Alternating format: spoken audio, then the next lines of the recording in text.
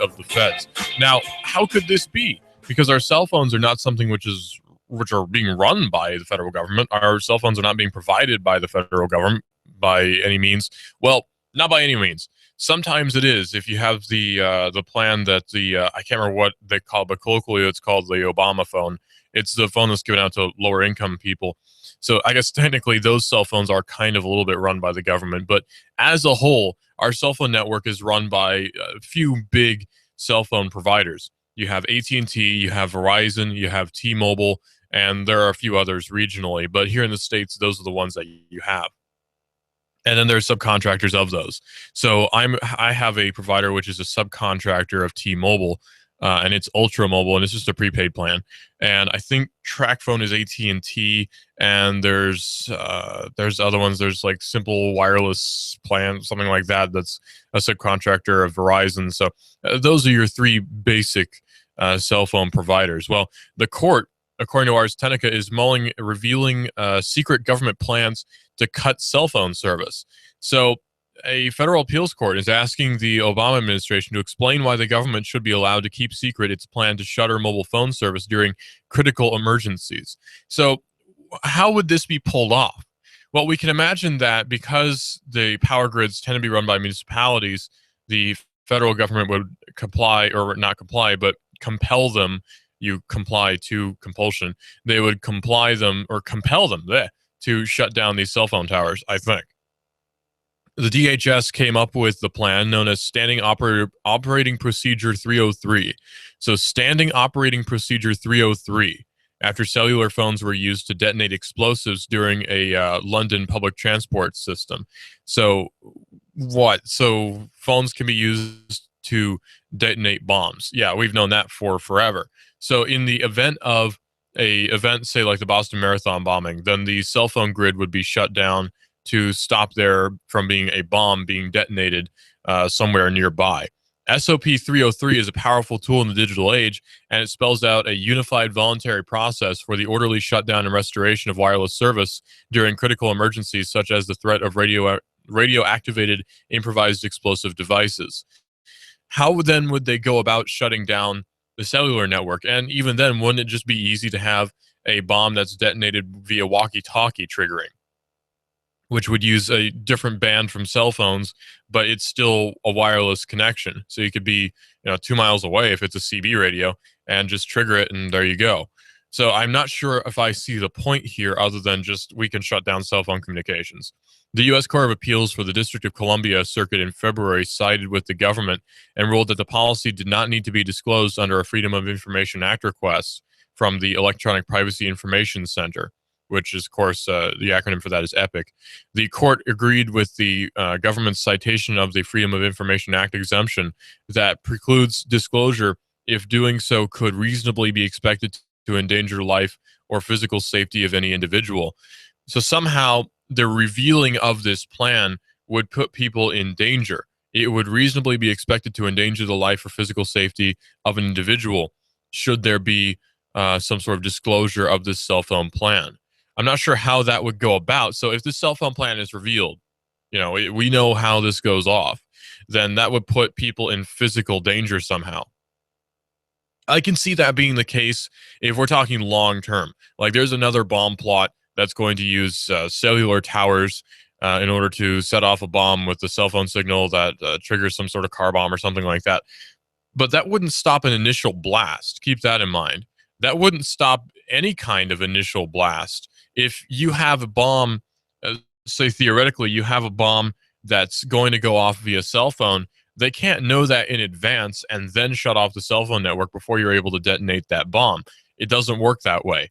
I'm not sure how they're planning on really enforcing this other than if there is a state of emergency, then we'll shut down the cell phone network to prevent other detonations from occurring, even though any sort of smart terrorist would know to trigger the bombs in sequence in a very short interval between them.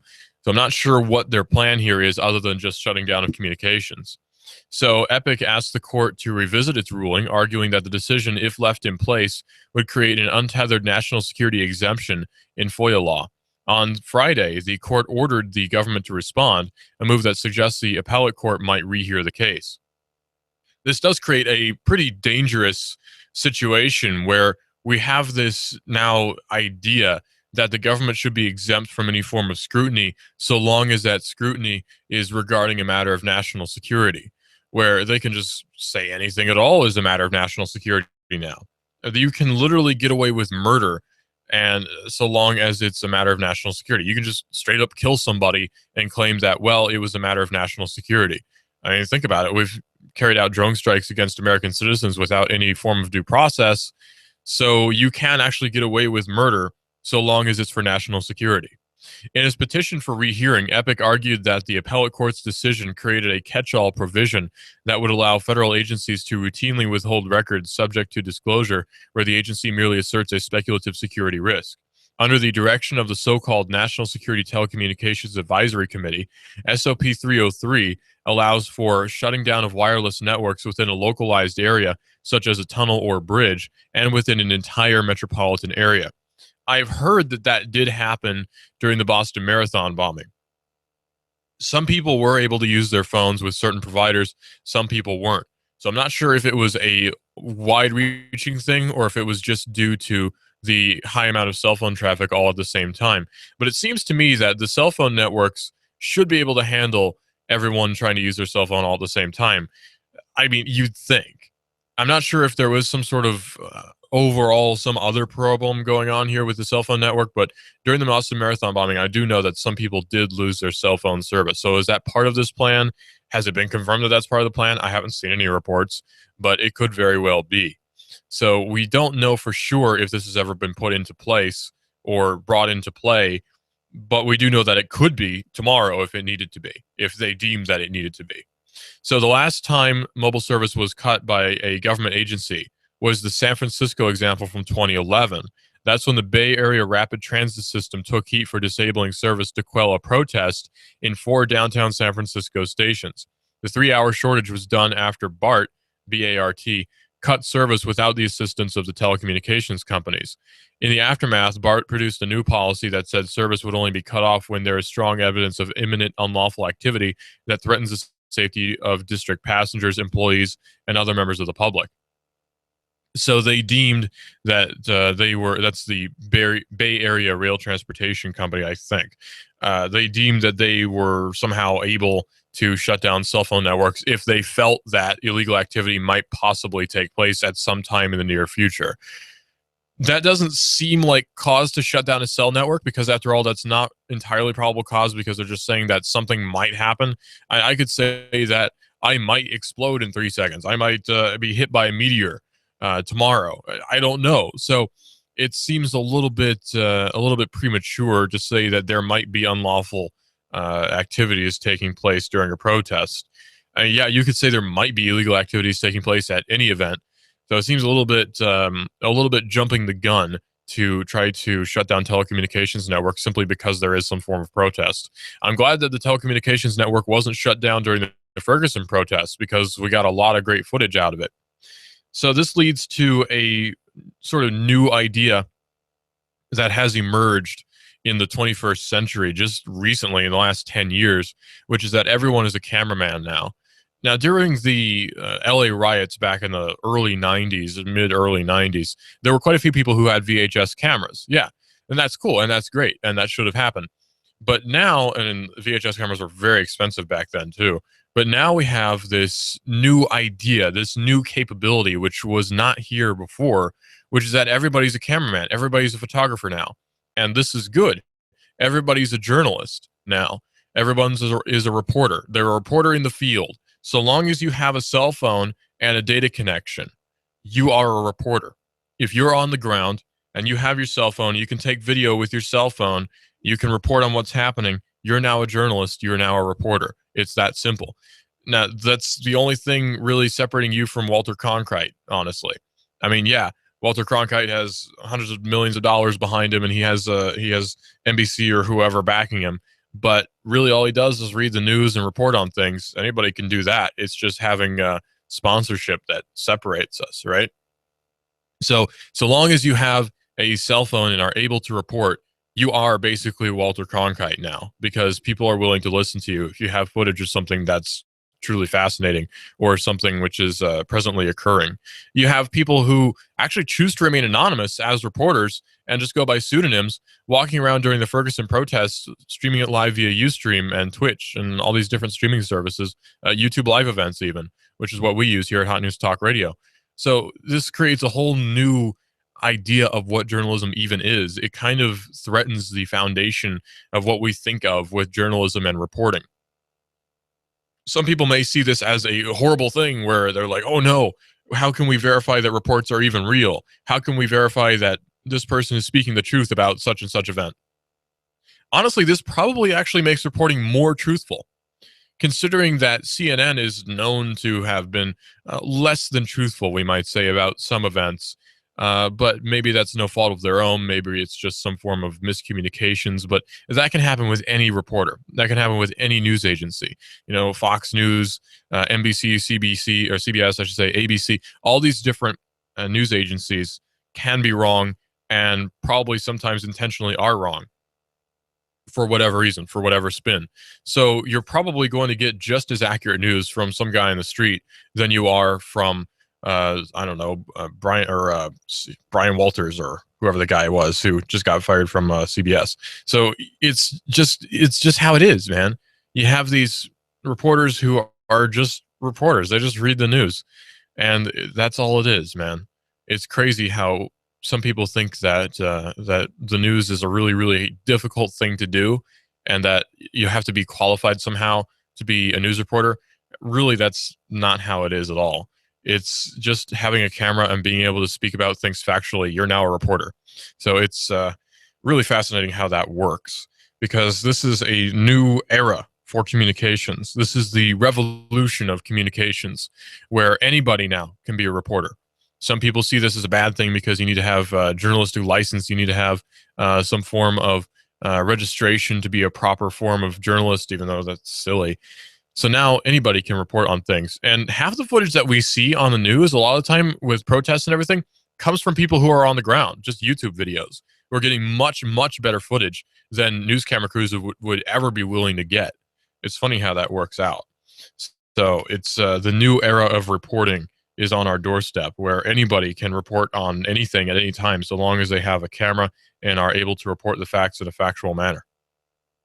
Chicago owes lawyers over $120,000 now, which is a pretty hefty sum of money, for defense against two Stingray cases. Now, Stingray devices are also known as cell site simulators. These cell site simulators are used in order to track down cell phone locations. They're also used to capture cell phone data. They're also used to capture short message service, SMS, text messages, and they're used to capture voice communications like a phone call. So it's wiretapping for the new age, basically. If you were capturing a phone call from a hard line, from a landline, then it's easy to ascertain where that landline is because it has to be registered with the telephone company. So all you have to do is subpoena them to find out the address where this is being billed to. That was easy. Cell phones, however, are, after all, mobile phones. They're cellular phones. So it's not quite as easy as it was with landlines. Fortunately for law enforcement, most phones have GPS chips in them. Mine doesn't. That's not by any sort of design on my part. It's just that I bought a phone that didn't have a GPS chip. I thought it did actually when I bought it, but it didn't. So that doesn't actually make my phone harder to trace. All you have to do is use triangulation, which is it's just triangulation, using three cell phone towers to determine the location of a phone accurate to within a few meters. So this can be done with a cell site simulator. This can be done with subpoena. This can be done with the court order to the telephone company, what have you. Well, Chicago owes lawyers over $120,000 for defense against two Stingray cases. We're seeing Stingray cases pop up more and more as time goes by. Stingray devices are simply devices which are contracted out by the Harris Corporation, who's the main manufacturer of these Stingray devices. And they try very hard to make sure you don't know what these devices do. As of February 2015, the city of Chicago owes over $120,000 to its lawyers in the city's attempt to defend itself against two Stingray-related lawsuits. The discovery comes from a new public records request that ours has obtained, Last year, a local activist named Freddie Martinez made a request under the Illinois Freedom of Information Act asking Chicago police to provide any records pertaining to the purchase or reception of any IMSI catchers, commonly known as Stingrays, a trademark of the Harris Corporation. When the agency was not forthcoming, he filed a lawsuit. Later, he filed a second lawsuit asking for all court orders for any instances in which Chicago police deployed IMSI catchers, all formal or informal policies, procedures, orders, directives, or other such records that pertain to why, when, where, how, and by whom IMSI catchers may be deployed, all records discussing the constitutionality of deploying IMSI catchers. Now, an IMSI catcher is the technical name for a Stingray device. Both cases are still pending. She says, I think it's an outrage spending this amount of money defending against records they produced anyways after he filed the suit, Martinez said to Ars Technica by email. The city of Chicago claims to have very little money for schools, mental health clinics, and other social services, but they always seem to find money for policing. It seems only social services can be considered waste. It's an interesting idea, though, that we have in this grand United States in which we live, where for some odd reason, policing and law enforcement are held in a much higher regard than almost anything else. You know, you have the healthcare system, which is totally collapsing in on itself, which I would argue is not the responsibility of the state anyway. But because the state has determined that they are responsible for everyone's health, you'd think they would be spending a huge amount of money to protect everyone's health, because after all, isn't that their job now? They've declared that it is. But instead, they spend huge amounts of money on keeping us all complacent, in making sure that we don't break the law or enforcing the law after it has been broken. Huge amounts of money are spent on that. So it seems that this is held in a much higher regard than almost anything else. It seems that the police are sort of a special class of citizen, which is protected from any form of scrutiny because they act in the best interests of national security. The 40 pages of records provide a detailed account of what Drinker, Biddle, and Reith, the law firm in Chicago, has retained. It's actually billing for that retainer. So that's what it's actually billed for, this $120,000. Many of the billable hours between mid-June 2014 and the end of the calendar year includes phone calls with FBI lawyers and special agents, consistent with the FBI's active role in its attempt to obscure details about how stingrays are being used. The police agencies are actively trying to obscure this information. Police agencies do not want you to know that they use Stingray devices. And if you do know that they use Stingray devices, they definitely don't want you to know how and when and where they use these Stingray devices, because that information is critical to upholding national security. If you found out how they're using Stingray devices, then terrorists would be able to set off bombs everywhere or something like that, or you'd be able to evade their Stingray devices, which is probably what they're more worried about. As far as I know, the only way to evade a Stingray device currently is to use a cell phone jamming device, which is actually illegal here in the States under FCC regulation. If you use a cell phone jammer, you actually are breaking the law. So there's no legal way that I know of to get around a cell site simulator as it stands right now. Stingrays can determine a phone's specific location, but they also have the ability to intercept calls and text messages. And during the act of locating a phone, stingrays can sweep up information about nearby phones as well. Earlier this year, Ars Technica reported on how the FBI is actively trying to prevent disclosure of stingray use in local jurisdictions across the United States. So what they were doing was they would petition the local police departments who use stingray devices that if they get a Freedom of Information Act request regarding these cell phones, these cell site simulators, they were to contact the FBI, who would then presumably come in and do a cleanup job.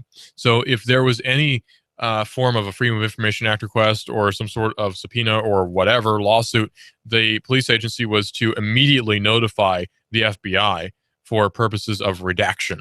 So they really, really do not want you to know about cell site simulators. Because they don't want you to know about cell site simulators, I want you to know about cell site simulators, because I do not hold law enforcement in a very high regard as it stands right now. I definitely don't hold the FBI in a very high regard, or the CIA, or the DEA, or any of the other three-letter agencies, because they are bad at their jobs. If only they could actually be good at law enforcement, maybe I would hold them in a little bit of a higher regard than I do right now. But as it stands, they're a machine which is simply too big to work properly. It's like those cars they have where they look cool and they kind of sound cool, but they have all these little gizmos that just break down and makes the car inefficient, hard to run, expensive to run. That's kind of what these three-letter agencies are. They just don't work right. They don't do the job they want you to do. They're just bad all around. This is a mob mode. This is the mob mode. What kind of fool do you think I am? You think I know nothing of the You give us 12 minutes and 40 seconds, we'll give you Chattanooga and the world. News Talk 1240. Hi, this is your computer speaking. I don't feel so well. It's like I've come down with a bug, and I'm getting slower. Affordable Computers. We fix sick computers. Your hometown guys at Affordable Computers will repair your PC in half the time of the big boys at an affordable price. No tricks, no gimmicks, no computer speak technobabble. Just good, quick, and courteous affordable service and repairs. Want to affordably supercharge your PC? Affordable Computers on Highway 58. Affordable Computers hand builds all desktops in-house. If you're looking for a better-than-new refurb laptop, $150 will get you a Dell or another name brand at Affordable Computers. Affordable Computers, Highway 58, between Arby's and Taco Bell. Also Fort O, Battlefield Parkway near Holcomb's. Affordable Computers, we service what we sell. Call 499-1975. That's 499-1975. Wow, this is amazing. I'm feeling great. Supercharged. Do you feel better outside your home or business than in? Indoor air quality is important. Mildew, mold, smoke, water, and rodent damage are prime causes of poor indoor air quality. Ducts, Indoor Air Professionals, better known as Duct Busters, cleans HVAC systems using 127 definable Duct Busters steps. Let Mark Thompson address the indoor air quality at your business to help reduce employee illnesses. Prevent fires by cleaning your dryer vents. Mark and his parents, Dick and Joan Thompson, have been building our local economy and helping local people with HVAC systems 16 years. Ducts, Indoor Air Professionals. Call 876-9907. 876-9907. Ducks. Call now. NASCAR, Laura Ingram, Dennis Miller, David Toulis, Coast to Coast AM, and CBS Radio News. Chattanooga's news, talk, and sports leader. Hot News Talk Radio, 910, 1190, and 1240 AM. You love your hometown. Are you interested in free markets, in local economy? Do you hope that Chattanooga can survive the next meltdown, the next chain of disasters in the national economy? What's the best way to live out the ideals of self-government and self-determination? Join me, David Toulis, weekdays 1 to 3. Hot News Talk 1240. Love your neighbor, buy local. You give us 12 minutes and 40 seconds, we'll give you Chattanooga and the world. Hot News Talk 1240. Hot News Talk 1240. You give us 12 minutes and 40 seconds, we'll give you Chattanooga and the world. Hot News Talk 1240. Fox News Radio, I'm Pat O'Neill. Rand Paul making it official on his website. The Kentucky senator is running for the Republican presidential nomination. The theme of this campaign, defeat the Washington machine. Paul's anti-establishment bend already sparking attacks from both ends of the political spectrum. But Paul says his brand of republicanism attracts younger voters. Fox Radio's Jared Halpern in Louisville, Kentucky. In New York City, a man charged with trying to recruit for a terrorist group. According to prosecutors, this Uzbek citizen who lived in Brooklyn is part of an alleged plot to help 2 other Brooklyn men travel to Turkey and then Syria for the purpose of waging violent jihad on behalf of ISIS. Fox's Laura Engel. After a month of testimony, jurors in the Boston Marathon bombing trial are now deliberating. Prosecutors say Johar Tsarnaev made a calculated decision to put a bomb near the finish line. His lawyers say he was a pawn of his older brother. Fox News. We report, you decide.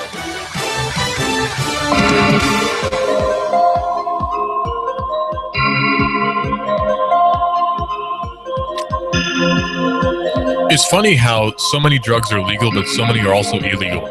We have this idea of social acceptance that is sort of permeating through society where this is okay to do, but that's not okay to do.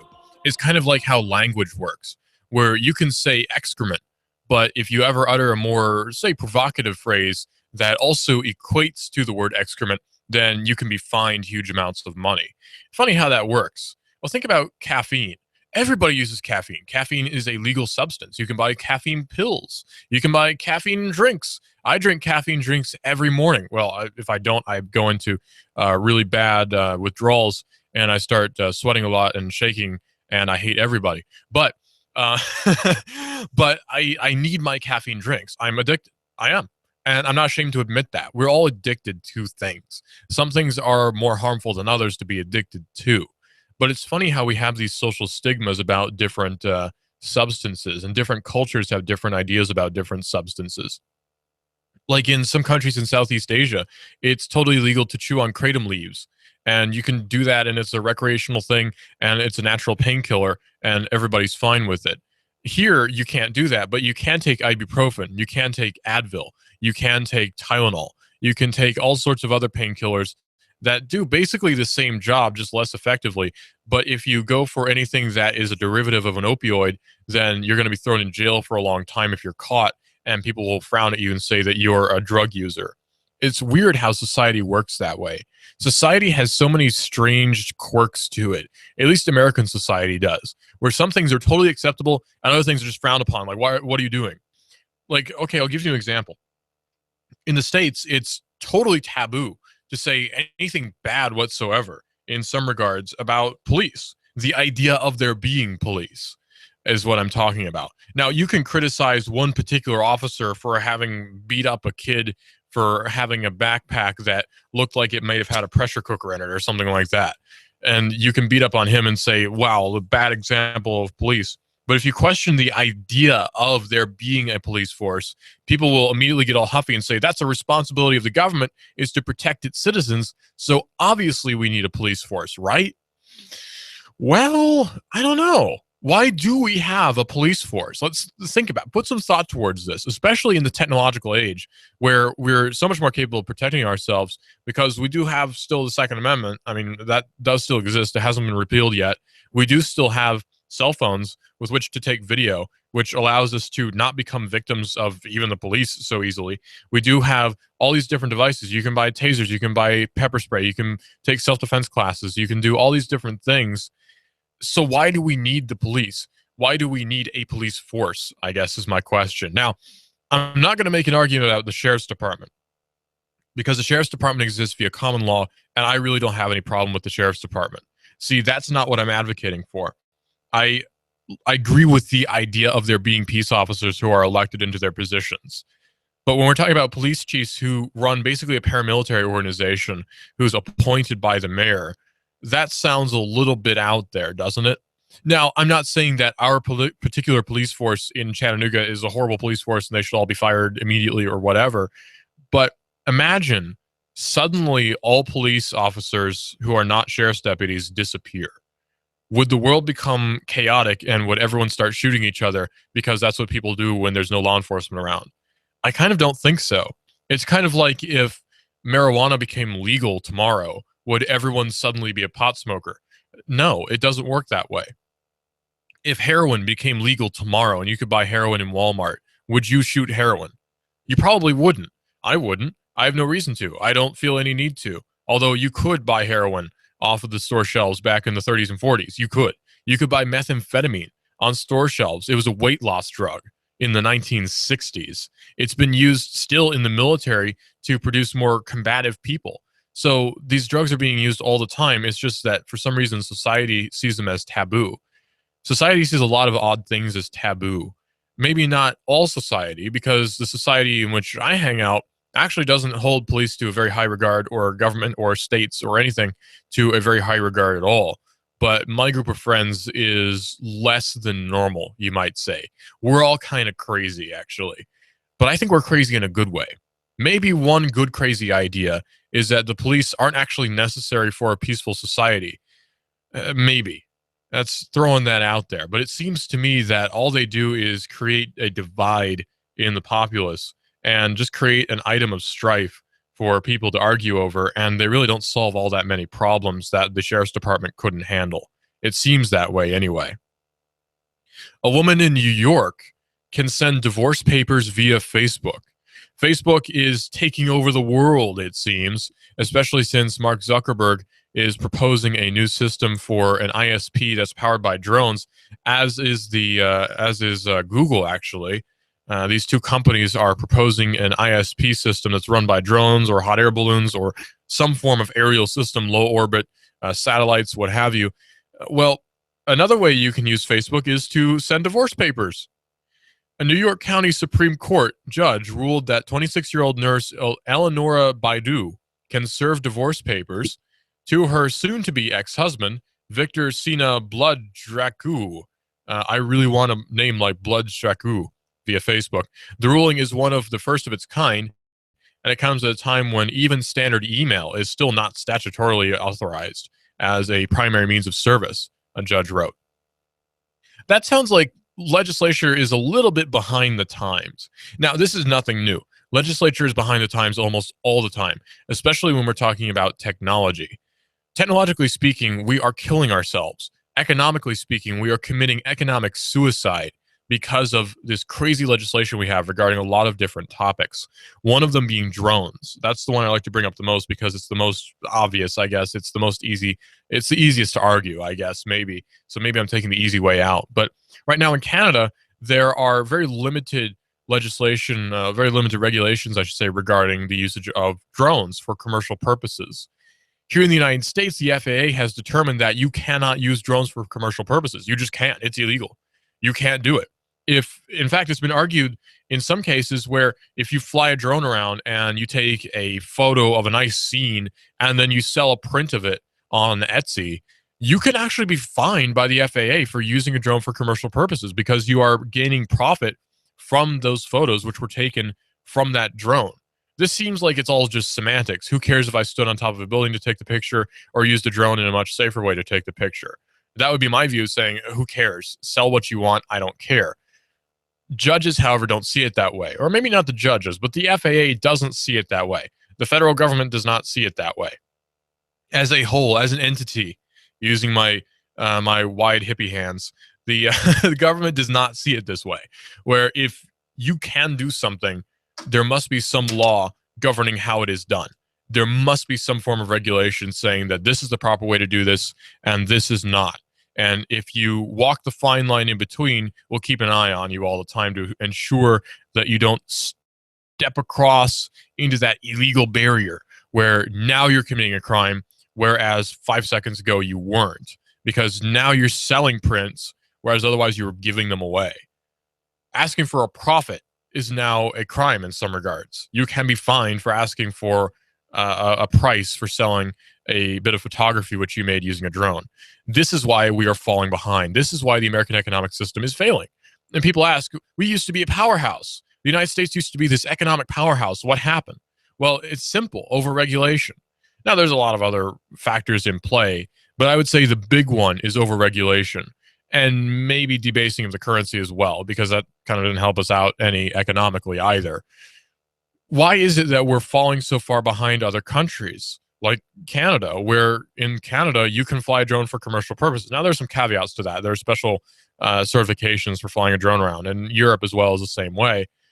We're falling behind because of overregulation. America is supposed to be the country where people are frontiersmen. You know, they have hairy chests and mustaches, and they wear flannel and carry around giant axes, and they traverse previously unseen territory, and they create homesteads, and we innovate and we invent things. We invent things like the assembly line. We invent things like concepts like days off. We invent things like concepts like the weekend. We're supposed to be those guys.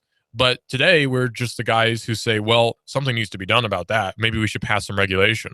Instead of innovating, we just say, well, I'm a little bit afraid about what technology might bring, so let's pass some laws saying that we can hinder this new technology and say that, well, you know, we don't need that yet. We have to wait for the FDA to finalize its readings on it. Oh, we don't need that cure to cancer yet because the FDA hasn't approved it. Oh, we can't fly drones around for commercial purposes because the FAA says that you can't do it. Oh, you have a new technology that allows for a new communications protocol? That's cool. Let's see what the FCC has to say about it. You see the problem here? Instead of just getting stuff done, We have to keep asking for permission to get stuff done. Why can't I just innovate and do what I'm going to do without having to ask for permission? This is now the country where you have to ask for permission to sneeze because you might infect somebody and create a risk to national security. You have to ask permission to walk down the street. You have to ask permission to wear a certain type of shoes because it might create an unfair market where you have better shoes than other people. This is ridiculous. And fortunately, a lot of people are seeing how ridiculous it is and just moving to another country where there are no such regulations. I think that a great idea would actually be to buy a whole huge amount of land somewhere in the heartlands of what some people would label a flyover state in these United States, which are America. Buy a huge swath of land in Kansas and then secede and call it an anarchist state where you can fly drones around for testing purposes all day. I don't care what you do. Test drugs which are otherwise illegal by FDA regulations. Use all sorts of communications protocols which the FCC rules to be illegal. I don't care. And just live there and do what you're going to do. And then as soon as your product is finalized, you can still use it here, but then file for FCC approval and just chill out here, and we'll take a bunch of illegal drugs and brew our own whiskey and have fun. That would be my idea of an ideal state. But unfortunately, the idea of innovation is something which is frowned upon in legislature today. Well, the usage of drones has caused quite a few problems for us here. Well, unfortunately, you also cannot use email as a form of serving papers. It doesn't work that way. A number of courts have allowed plaintiffs to use Facebook as a supplemental means of service since at least 2013.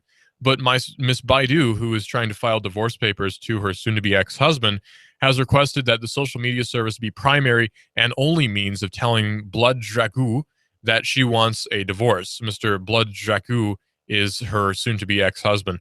The circumstances for the decision are kind of unique, however. As the New York Daily News reported, Baidu and Blood Dragou are both from Ghana and were married in a civil service in 2009. But when Blood Dragou refused to marry in a traditional Ghanaian wedding ceremony, the relationship ended. The two never actually lived together, and Blood Dragou only ever kept in touch with Baidu via phone and Facebook, much like most exes communicate. The only address Baidu has for Blood Dragou leads to an apartment that he vacationed in back in 2011, and over the phone, he has told her that he has no permanent address and no place of employment. He has also refused to make himself available to be served with divorce papers, the judge wrote in his ruling. Baidu even hired a private eye, but that turned up nothing. The post office has no forwarding address for him, and there's no billing address linked to his prepaid cell phone. And the Department of Motor Vehicles has no records for him. So could it be that he's traveling around without a driver's license either? Hey, cool. The judge listed a number of concerns with Facebook service in his ruling, including that the Facebook account that Blood Dragou uses might not actually belong to him, and that he might not actually see the private Facebook message telling him that he's being sued for divorce. To address those concerns, Baidu signed an affidavit saying that she knew the account belonged to Blood Dragou and that she included copies of several of their personal exchanges, as well as proof that he regularly logged into his account and updated it. So could Facebook now be your permanent address? If we think about it, that might actually be a better way of doing things because people are on the go 24/7. Think about it. I don't check my mail. I have no reason to check my mail. Now, I mean, I do check my mail, but normally I just pull everything out of the mailbox and then it immediately goes in the waste paper basket. I don't actually read my mail. Who reads their mail? That's silly. What's a selective service? I don't know what that is. Into the trash it goes. You know, who reads their mail these days? Mail is so antiquated. The only reason I would use the postal service is in order to get packages. Now, I'm not going to make an argument about the postal service right now because as it stands right now, I think we do kind of still need them in some regards. They can't really be immediately replaced like that by UPS or FedEx or DHL or whatever. I don't think it can work that way yet. So as it stands, the postal service is still kind of necessary because they are the most efficient means of delivering packages in a lot of regards, despite what some people may argue. Still, permanent addresses are sort of an old idea. Like, I'm always living at this place. This is where I always live. Where in actuality, I'm at my house actually not nearly as much as I'm at the office. And even then, not nearly as much as I'm at my friends' houses. So why then should my house be my permanent address? You know what I mean? Like, if I'm not there most of the time, why is that my permanent residence, even though I'm hardly ever there? That seems a little bit weird. So I have mail that piles up, and I have about 8 different newspapers staying in front of my door. So, so a permanent address just seems like kind of a silly idea. The one thing that is these days permanently linked to us is our Facebook account, our Twitter account, our email address. Some people have used the same email since 1996. You know, I still have the same email that I had back in 2000 something. I still use the same email. So there's not really any reason for me to change it. It is linked to me permanently. So why can't we file papers to people, serve papers to people through email? Why can't we do that? It seems like the legislature and the court system is maybe a little bit behind the times when it comes right down to it. Well, Baidu's lawyer, the judge said, can log into her Facebook account and, after identifying himself, send Blood Dracu a summons once a week for 3 weeks. The summons message must also be accompanied by a phone call or text message to alert him of the messages. So there's no way he could possibly miss out on these messages unless he turns off his phone and decides to sort of forget that that Facebook account is his and that his phone ringing is actually a summons for him to answer it. Well, Baltimore is threatening to cut off water for 25,000 customers because of unpaid bills. Seemingly following in the footsteps of Detroit, Baltimore city administrators have given customers 10 days to pay their overdue water bills or face loss of water service. Residents and commercial tenants owe the city $40 million. Let me repeat that, $40 million in unpaid bills. Baltimore's officials are trying to cut back on the problem of accounts going unpaid for months or even years. The Baltimore Sun estimates that a third of the bills due, is about $15 million, are owed by 370 commercial tenants.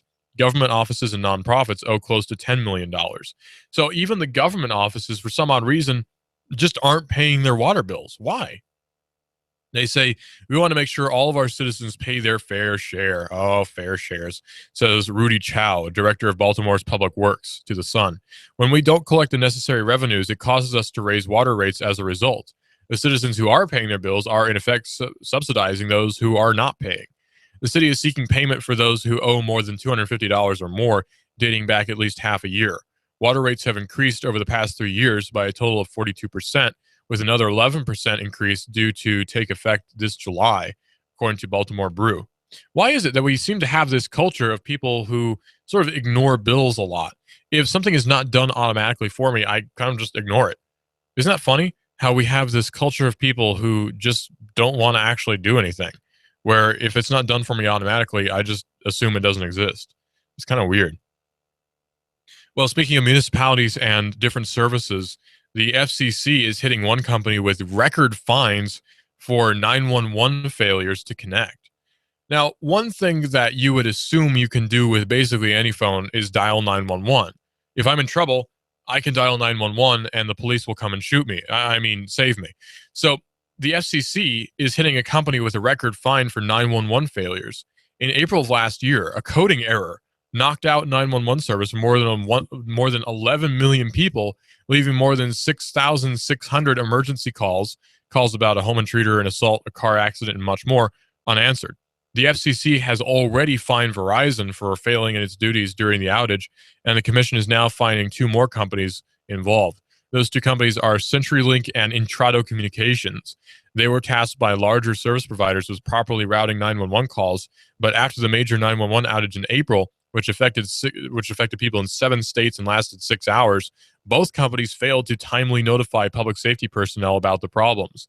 The FCC announced today that an investigation had determined earlier that the outage was entirely preventable, but was caused by a hiccup in the system. And this just goes to show you that no matter what, you may not be able to call for help for yourself. So this is a good reason to learn how to protect yourself and not rely on others for your own protection. Because the police, for one, are actually not obligated to help you. They can ignore calls.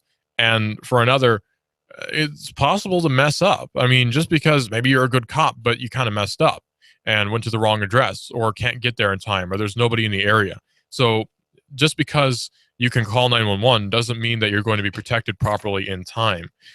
There could be a glitch in the system like there was in this case where you couldn't actually dial 911 and it wouldn't work. Or there could be a problem where a policeman can't actually get to your location in a timely manner.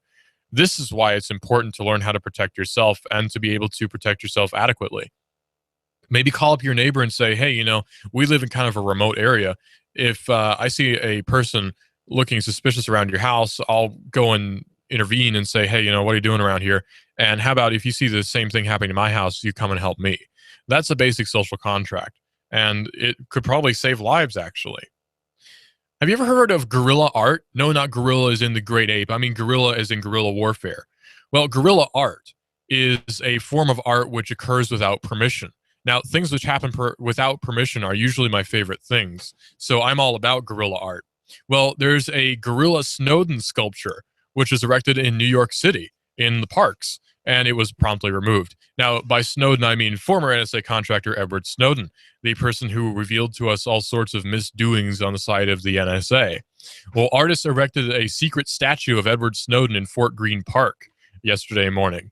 A 4-foot-tall bust of Edward Snowden's head was erected early Monday morning in a Brooklyn park, has since been taken down by the New York City's Parks Department. And NYPD press office representative confirmed that the bronze-painted plaster bust of national security document leaker has been taken down by City Parks employees, but the rep was unable to offer any answers to Ars Technica about potential suspects or arrests due to an ongoing investigation, because truly this is a threat to national security. Somebody playing a bit of a joke is a threat to national security. After all, it might have been a bomb. It may have been painted with anthrax paint. We don't know. So obviously this is a threat to national security.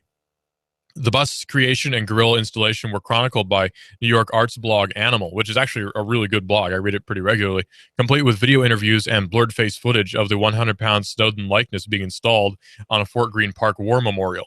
The interview saw the creators confirm that they made the piece with aesthetic considerations like size and the bronze patina in mind. So it honored the aesthetics that were already in place. So they even kept into consideration that we hope it fits in with the rest of the stuff so as to not stick out.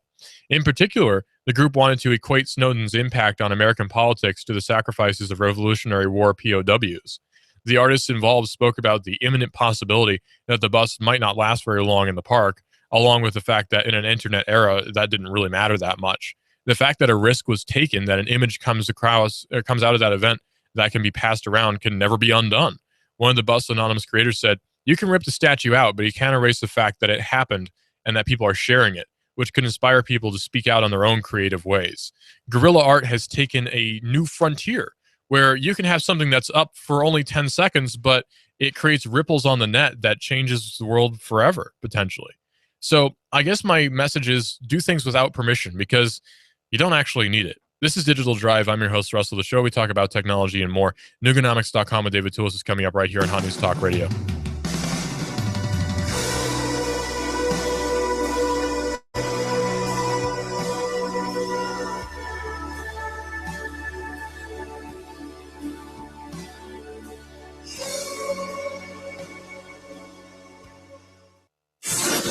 You give us 12 minutes and 40 seconds, we'll give you Chattanooga and the world. News Talk 1240. You do not have to be living with constant pain. You need to make the choice today to enjoy a revitalized body. You deserve to live a better pain-free life. And Dr. Ross can help. At Ross Chiropractic, failure is not an option. For over 40 years, Dr. Ross, a graduate of the prestigious Palmer College of Chiropractic, tried